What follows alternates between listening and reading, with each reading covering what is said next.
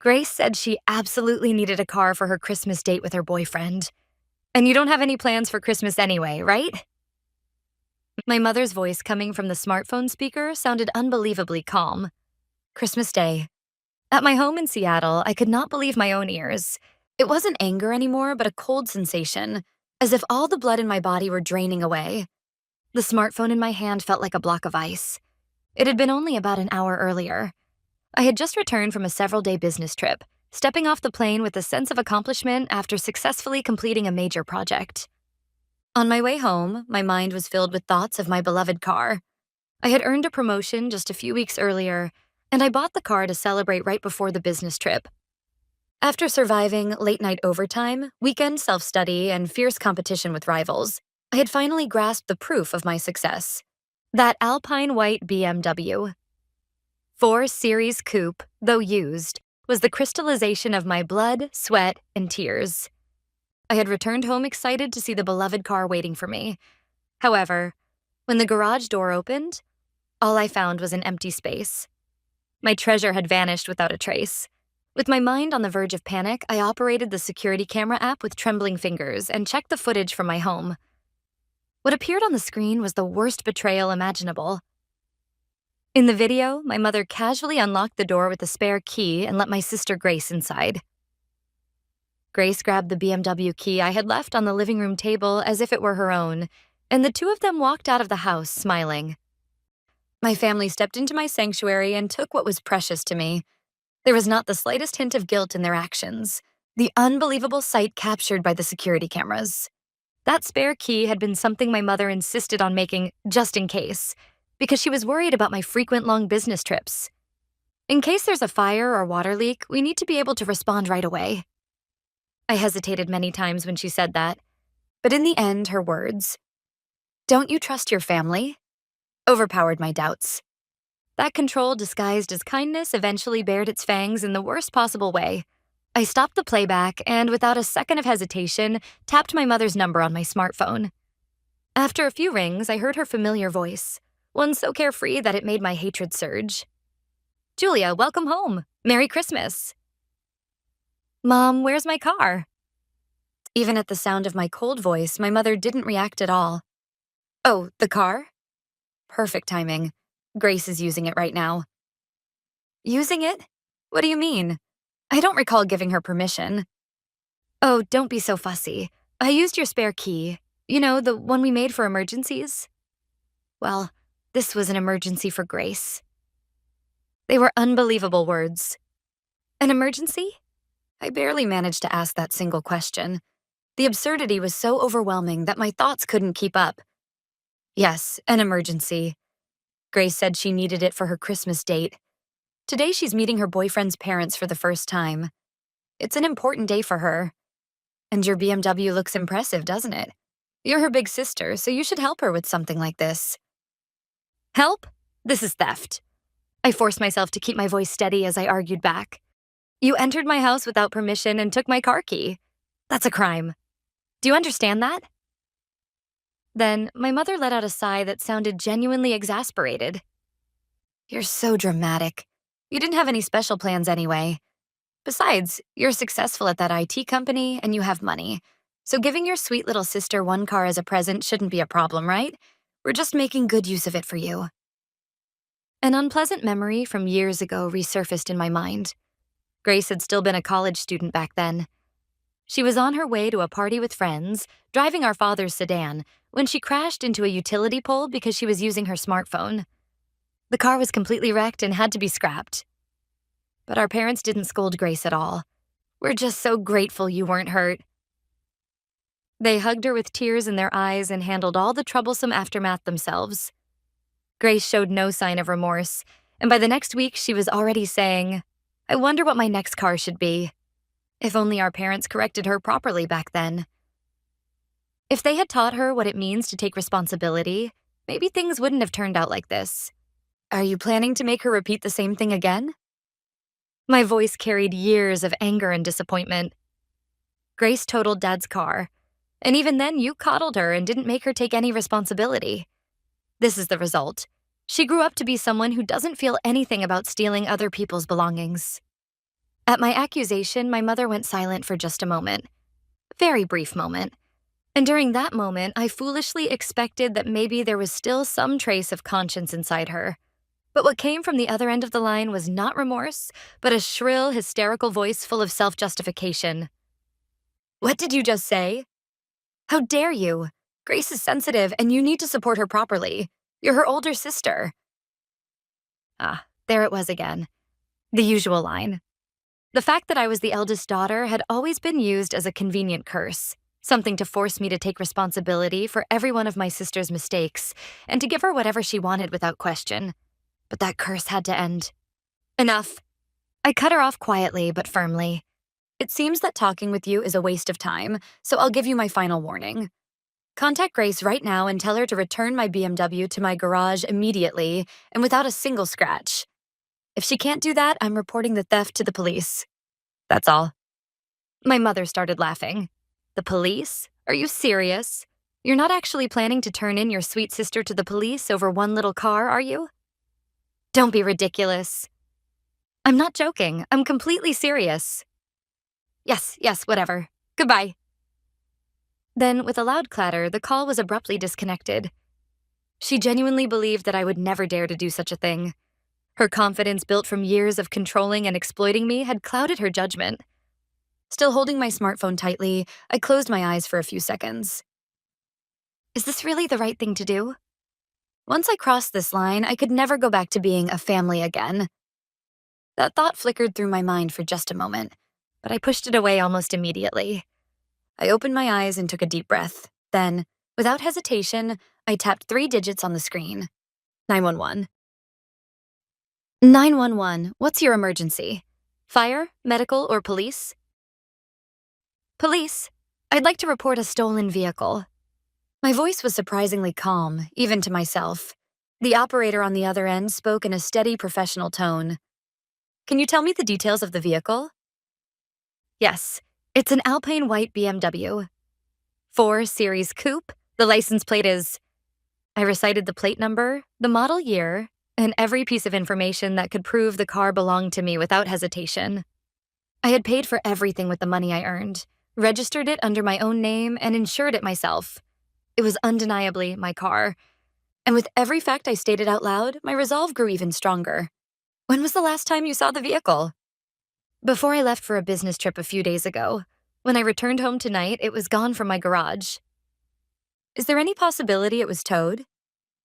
No, it was in the locked garage of my house. After a brief pause, the operator asked the most crucial question. Do you have any idea who may have taken your vehicle? I had known this question was coming, but hearing the words for real made my heart tighten sharply. Once I said it, there would be no turning back. I took a short, deep breath and told the truth. Yes, I do. My sister. My mother used a spare key to enter my home and helped her take it. When the call with the operator ended, I sank deep into the sofa, still gripping my smartphone. The silence of the house felt as if it were blaming me. Was this really the right thing to do? Once I crossed this line, I could never return to the family I used to know. The weight of that decision made my whole body tremble at last. I just wanted someone, just one person, to say, "You're not wrong." Driven by that unbearable loneliness and fear, I tapped my smartphone again with trembling fingers. And I selected the name of the one person I could trust and typed a short message. I'm sorry. I don't think I can see you today. Something serious happened. Mom and Grace stole my car. I just reported it to the police. Right after I pressed the send button, a patrol car quietly stopped in front of my house, and a police officer knocked on my front door. Miss Julia, I presume. I'm Anderson with the city police. May I ask you for more details about your vehicle? I invited him into the living room and spread out all the documents I had prepared on the table. The loan contract, the insurance policy, the registration papers. And then I showed him the security camera footage on my tablet, recording every moment of Grace and my mother entering my home and taking the key. The officer examined each document carefully, then watched the footage with intense focus before nodding deeply. I see. I fully understand the situation. The vehicle is without question your personal property. Yes, but my mother insists my sister's just borrowing it, and she won't listen to me at all. He spoke cautiously, as if choosing each word with care. Julia, in most cases, we have limited ability to intervene in family disputes. If there's even a small chance that the matter could be resolved through discussion. But I cut him off, firmly and without hesitation. There isn't. They refused all discussion. This is theft. I'm requesting action according to the law. Then he looked straight into my eyes and said clearly and decisively, I understand. Indeed, even if they are blood relatives, taking a car without the owner's permission is theft, especially with this clearly documented ownership. This falls under grand theft auto, which is a serious criminal offense. You're absolutely not overreacting. You are the victim of a crime. Those words had the power to sweep away the guilt and self-doubt that had clouded my mind for years. I wasn't wrong. I will immediately register your BMW as a stolen vehicle in the national network. Here is your case number. He handed me a small slip of paper. The cold, printed characters on it looked like a declaration of my liberation. After I watched the patrol car's taillights disappear into the night, the house fell completely silent. What would happen then? I had an idea, but reality exceeded anything I could have imagined. The first call came from my father. He must have heard a one-sided and no doubt heavily embellished version of events from my mother. His voice through the phone was strangely calm, the kind of calm that comes from someone desperately trying to suppress anger. Julia, it's your father. Your mother is saying something strange. Is it true that you're threatening her by saying you'll call the police? In his voice was still a tone that seemed to test me, a subtle condescension, as if he were certain that I couldn't possibly be serious. Joking. My voice rang out coldly. It's not a threat, it's a fact. What did you say? I've already reported it and filed an official police report. My car is now registered as a stolen vehicle in the nationwide law enforcement network. The moment the license plate is scanned, the person driving it, no matter who it is, will be arrested on the spot. That's the reality, Dad. I heard my father gasp on the other end of the line.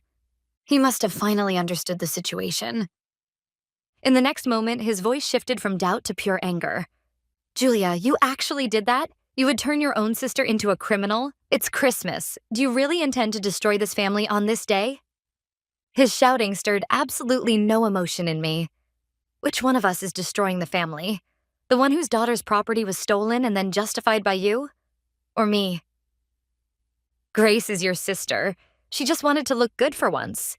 And now that you're successful, you're going to cast aside your less fortunate sister? How cold-hearted can you be? I was speechless. So in his logic, it was acceptable for a younger sister to steal her older sister's car just to show off. A successful daughter must hand over everything to the daughter who isn't successful. That was my father's reasoning. No one cared how much effort and sacrifice went into earning my BMW. No one cared about the pain of spending Christmas completely alone because of this. The only thing on their minds was their beloved younger daughter, Grace. There's nothing more to say. I said that and ended the call before he could finish yelling. And immediately afterward, my smartphone began to vibrate violently. A flood of messages from my mother. How ungrateful you are. We did not raise you to be such a cold-blooded person. You ruined our Christmas. If anything happens to Grace, I will never forgive you. One hateful message after another filled the screen. I placed the phone face down on the table, silencing the endless notifications, and closed my eyes. I was alone. However, I told myself that this loneliness was the price I had to pay to regain my dignity. My smartphone rang again. The display showed a blocked number. For a moment, I considered ignoring it, but something made my chest tighten, and I hesitantly pressed the call button. Hello? Julia, this is Anderson with the city police. Do you have a moment? It was an unexpected call from the officer earlier. His voice carried a tone that was different from before, somewhere between confusion and discomfort. Yes, I'm available. Has something happened? Yes, well, you could say that.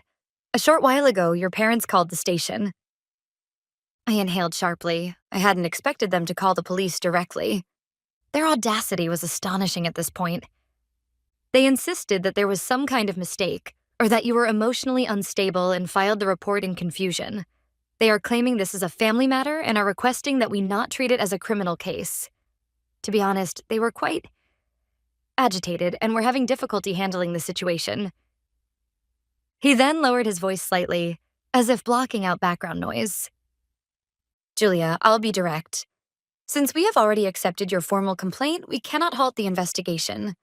However, your parents are adamantly insisting that you have agreed to speak with us and withdraw the charges. So we need to confirm your final intention. Has anything changed regarding your decision to press charges against your sister? His voice sounded as though he was testing my resolve. If I wavered even slightly, everything would be dismissed as nothing more than a family argument. I answered clearly. My intention has not changed at all. I will not forgive my sister who stole my car, nor my parents who helped her. Officer, please continue the investigation in accordance with the law. Understood. I confirm that your intention is firm. Thank you. I will contact you again as soon as we have further developments. After ending the call with him, I stared at the phone screen as it faded to black. No matter how much my parents protested, my decision would not waver anymore. I don't know how much time passed after that. Around 6 p.m., my phone vibrated again. The display showed Officer Anderson's name. I braced myself, took one deep breath, and answered. This is Julia. This is Anderson. Sorry to bother you again. I'm calling because the matter we discussed earlier has been resolved. His voice had returned to the strict tone of a police officer, completely different from earlier. We have taken your sister Grace into custody in the parking lot of the upscale restaurant The Piermont, in the Lakeview district. It was one of the most famous restaurants in Seattle, known for being nearly impossible to get a reservation. From its windows, you can see the night view of Lake Union, and it is often chosen for anniversaries or proposals. Of course, there was no better stage for Grace to show off. While on patrol, an officer ran the license plate of your BMW and discovered it had been reported stolen. When the officer arrived at the restaurant parking lot, Grace had just stepped out of the car and was being escorted by her boyfriend and his family. Officer Anderson's calm explanation painted a vivid picture in my mind. Grace all dressed up, Ryan beside her, looking slightly nervous, his parents smiling warmly, and then, without mercy, the flashing blue and red lights of the patrol car illuminating them. When the officer questioned her, Grace initially claimed, "It's my sister's car, and I just borrowed it for Christmas." But when she was informed that a theft report had been filed, she became extremely agitated and eventually started shouting incoherent things, such as, "I thought it was a surprise gift from my sister." That's what we were told. I could see it clearly. My sister spiraling into panic, trying to cover one lie with another until everything collapsed. There must have been other customers and restaurant staff watching. Under their curious and judgmental eyes, Grace's pride must have shattered into pieces. Her boyfriend Ryan and his family were deeply shocked. After briefly hearing their side of the story, we arrested Grace on the spot for car theft and transported her to the nearest precinct. I see. That was all I could manage to say. Your vehicle is currently being transported to the police storage facility as evidence. Once the procedures are complete, we can return it to you, but please understand it may take some time. Yes, I understand. Thank you, Officer Anderson.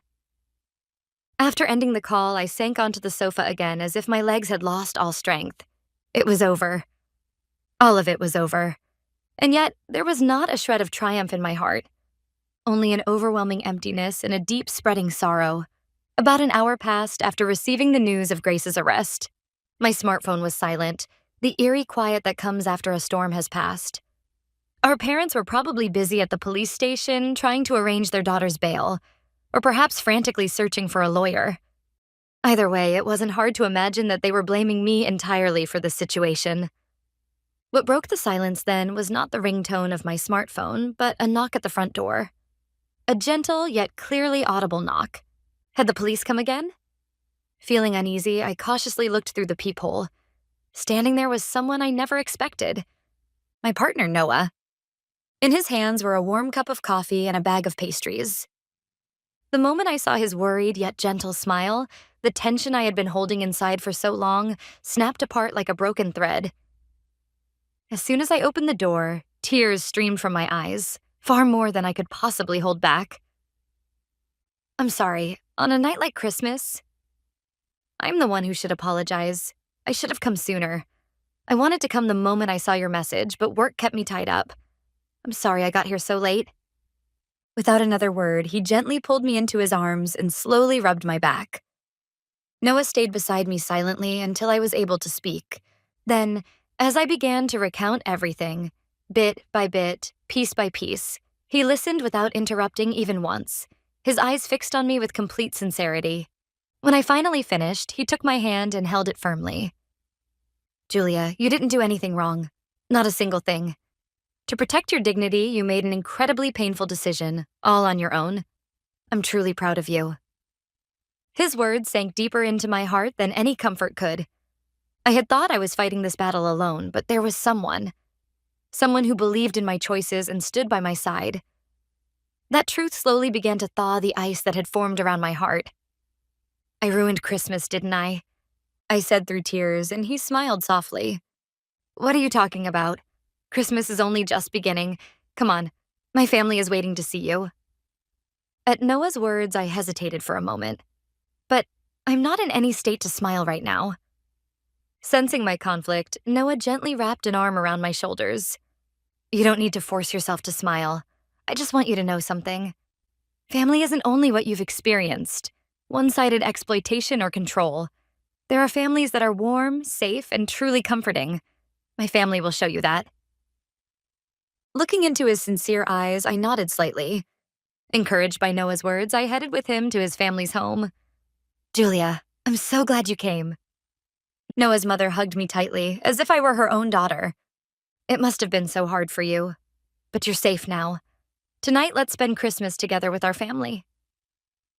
Neither he nor his family asked intrusive questions about what happened the night before. Instead, they welcomed me into their warm circle as naturally as if saying, "Welcome home." In a room where the fireplace crackled softly, we listened to gentle Christmas carols and shared a heartfelt meal. It was a kind of warmth, a kind of family that I had never known. A few days after Christmas, I received a call from my aunt, my father's sister. Grace had broken up with Ryan, whom she had been considering marriage with. Then a lawyer informed my parents that she was highly likely to receive a criminal sentence, and only then did my parents finally grasp the seriousness of what had happened. A few days later, with my aunt's help, I met my worn-out parents at a cafe in the suburbs. My father said, "We were wrong about everything," and my mother broke down crying as she said, "I'm so sorry for hurting you." It was the first time in my life I had ever heard a sincere apology from them, but their words no longer reached my heart. "I accept your apology, but forgiveness is another matter. My intention to testify to all the facts at Grace's trial has not changed." At my resolute stance, they had nothing left to say. Later, Grace was found guilty in court and sentenced to probation and long-term community service. Naturally, the incident spread through their small community in an instant. My father lost his job after being held responsible for damaging the company's trust. My mother, unable to bear the strained relationships with neighbors, sold their house with my father, and the two moved into a small apartment in a distant town. Grace's criminal record destroyed the foundation of her prideful life plan. On top of that, their savings were drained by legal fees and bail, leaving the family in financial hardship. Even after hearing all of this, my heart remained strangely calm, because everything that happened to them was nothing more than the consequences they had brought upon themselves. I lost the future in which I would spend Christmas with my biological family, but in exchange, I gained Noah and his family, people who valued me deeply and welcomed me with genuine warmth.